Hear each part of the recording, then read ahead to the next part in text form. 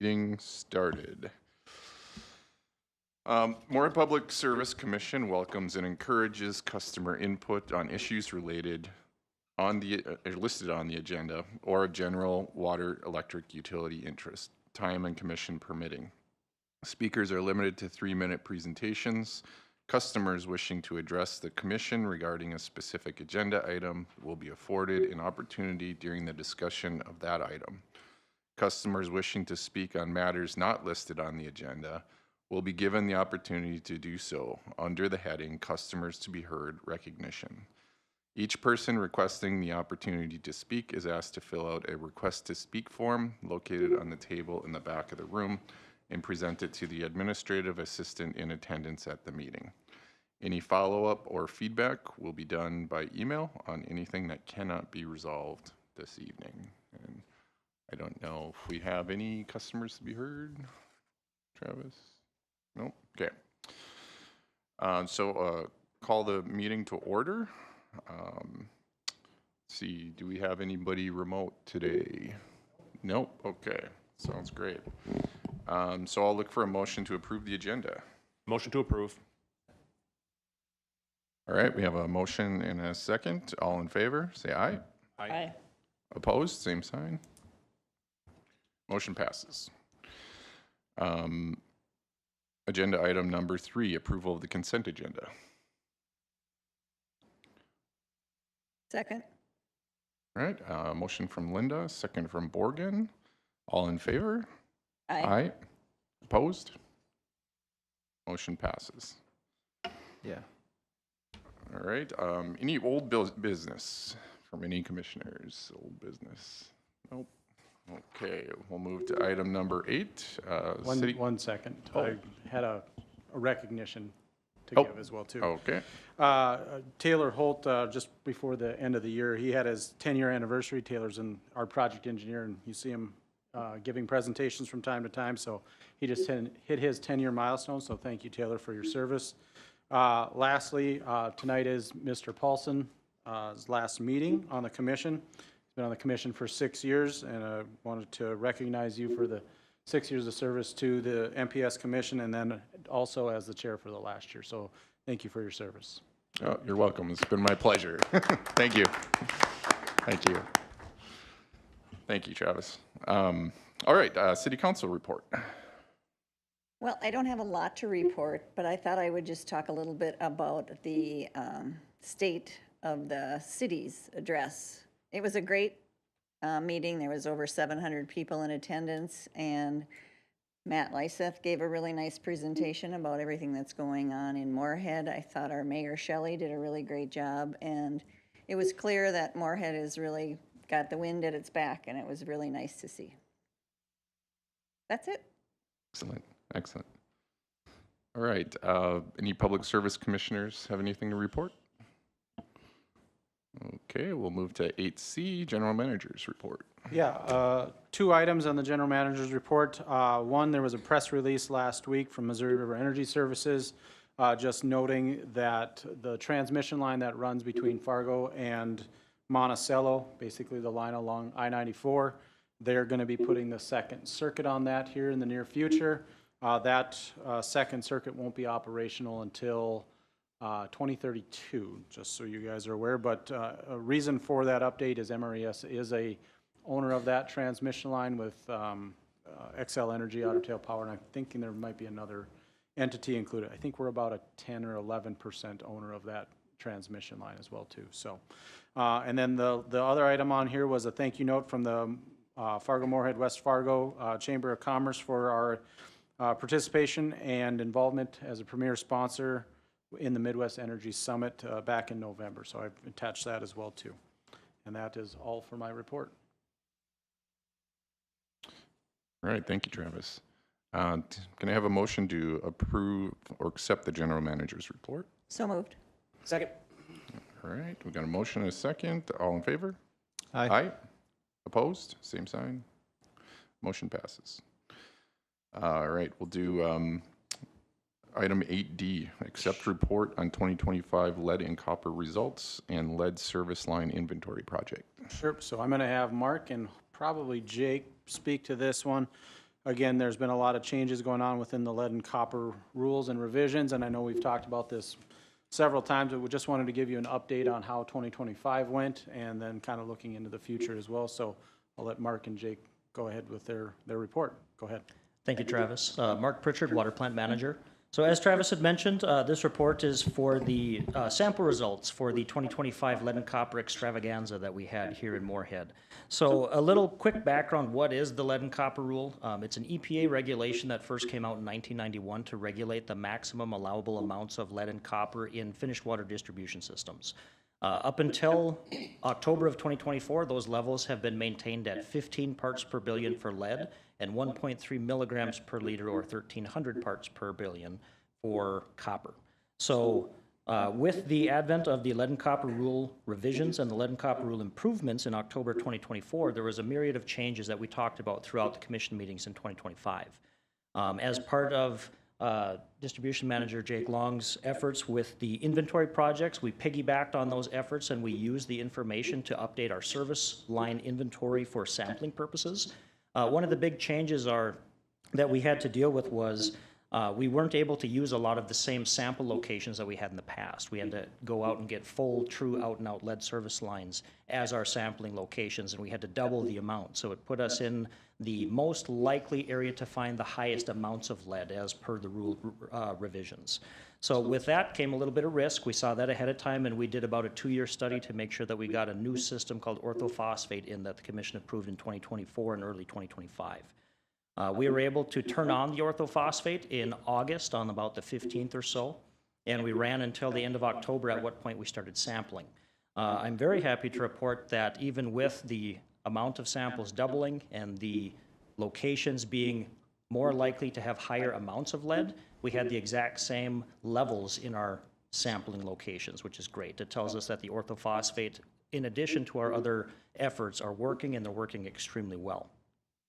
So what does that mean moving forward for the inventory project? It means that all of these efforts that MPS staff have been implementing since about mid-summer 2022 are starting to really get their feet under them as far as the inventory, the sampling, and then the extra efforts being put in to make sure that metals are not being able to leach into premise plumbing and things like that. So it's a very important circular feedback that we've been able to experience here over the past year in particular.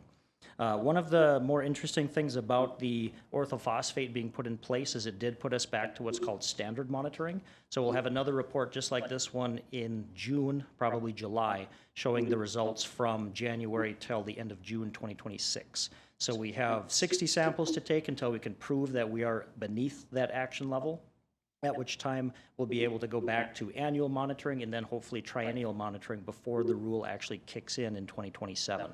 So we hope to be back to where we were ahead of the curve by the time that rule kicks in. I know there's a lot of information kind of jumbled up in there, but the base level that we want the commission to take away with is the efforts to date have proven to be extremely successful in mitigating lead in the highest risk areas in town. So we're doing exceedingly well from that perspective.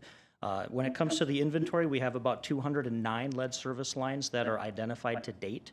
We have about 1,600 unknowns and about 11,800 non-lead verified lines. So as we go through the AMI project, while we're updating all those meters for the water side in particular, we'll be able to get those unknowns identified, and then we'll have those off the list, and it'll just be that 209 lead service lines or whatever number we end up with that need to be removed by that due date in about 10 years. So we're well on track to meet all those requirements. So with that, I'd be happy to answer any questions.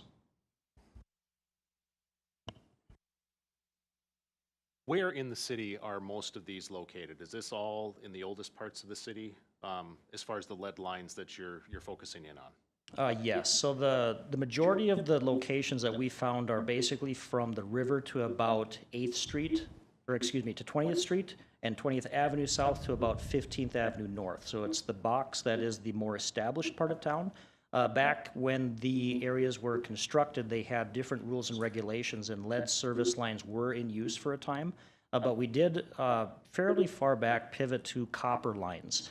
Copper with lead solder was very common until 1986 when the plumbing code was updated to say you can't use lead solder on copper pipes. And after that, it's all been copper or PEX in some instances. But if I remember correctly, it's mostly copper. So. Steve? So I did have a similar question to Commissioner Lisseth.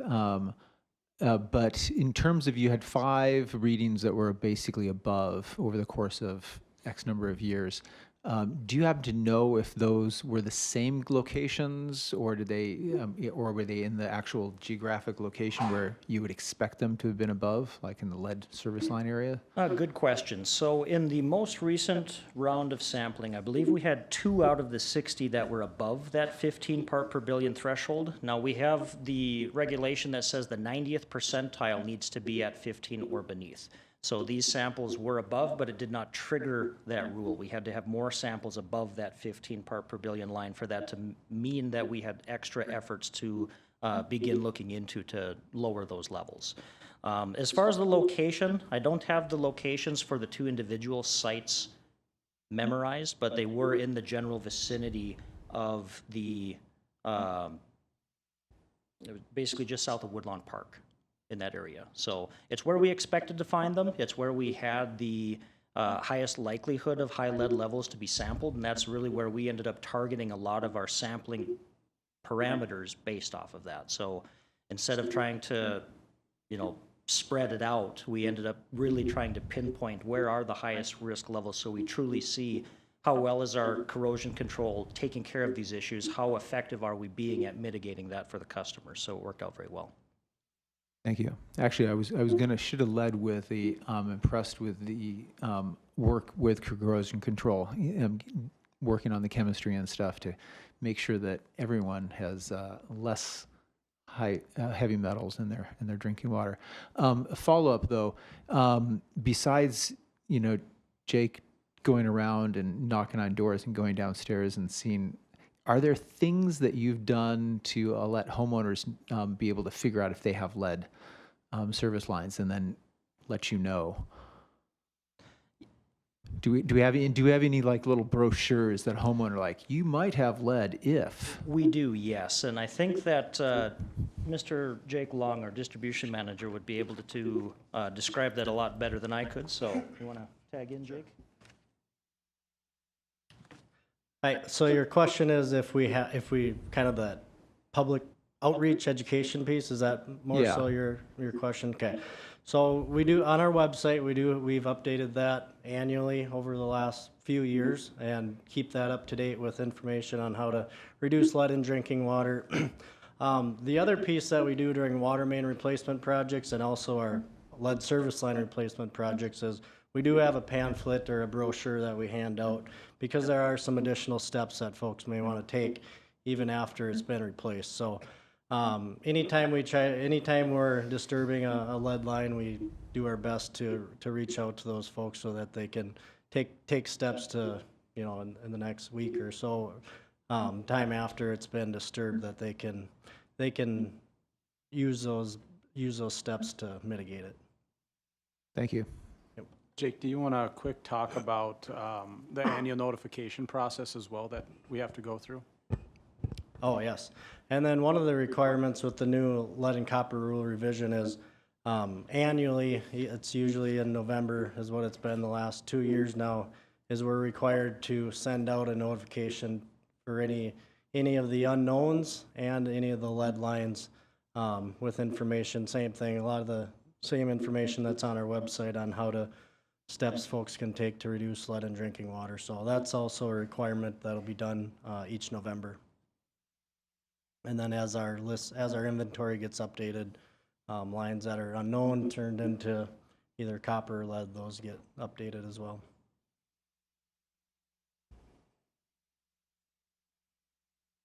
You want to do just a quick update on where we're at with 25 projects and then what 26 is going to look like? Sure. Yep, so we're on our 3rd year. There's a task order tonight to begin the design and plans for the 2026 lead service line replacement project. We completed the 2024 project this past year. That was our pilot project where we really got into how the funding and how the project gets laid out. 2025, the contractor, they have until about midsummer of '26 to complete those, but they got about 10 out of the 30 completed last year. And now there's a task order tonight with Apex Engineering to begin the design and specifications for 2026. So on that one, we have about another 40 lead service lines identified that we're going to plan to replace. And as long as that funding keeps, the grant, federal and state funding keeps coming along, we plan to keep up with that annual project, about 30 to 40 each year. That seems like a good number, what we can handle, what contractors can handle in this area, so. All right, any additional questions? Thank you, guys. Appreciate it. I'll look for a motion to accept the report. I'll move acceptance of report. All right. Motion from Linda. Second. All in favor? Aye. Opposed? Motion passes. All right. Excuse me. We'll move to item number 11, award bid for 2026 water distribution pipe and fittings. Turn my mic on here. Yeah, so again, quick update on this. We went out for bids for basically PVC piping to replace any of the cast iron main we've got. Jake, I don't know if you want to give them the update or you want me to keep going since you're a little hoarse. All right.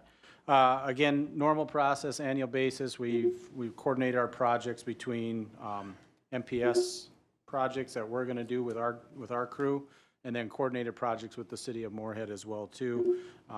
Roughly this year we're looking at 1.36 miles, which is above our strategic goal of 1.25 miles annually of cast iron replacement. That's been going really well the past few years, above that threshold.